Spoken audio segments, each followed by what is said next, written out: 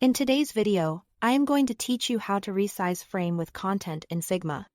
If you've ever resized a frame and watched your layout break because text didn't scale or icons stayed tiny, this method will save you time and keep everything consistent.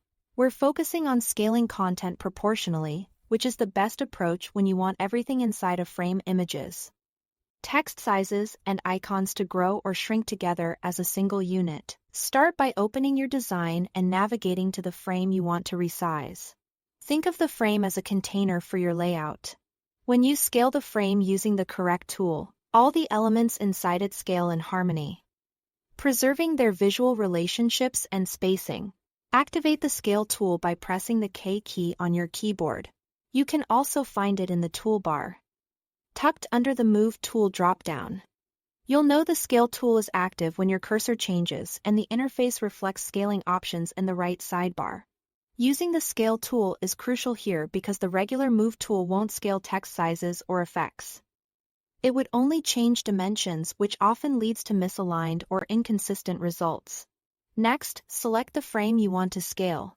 Click either the frame's name in the canvas label or its edge. You should see a highlight around the frame's boundary indicating it's selected. Selecting the frame itself rather than individual layers inside it ensures the entire layout scales together. Now, click and drag any corner of the frame to resize. As you drag, watch how everything inside responds in sync. Text sizes scale up or down, images and icons resize proportionally, and even spacing maintains its relative proportion. This keeps your design intact whether you are fitting a layout to a smaller device or expanding it for a presentation. If you need precision, use the Scale panel in the right sidebar while the Scale tool is active.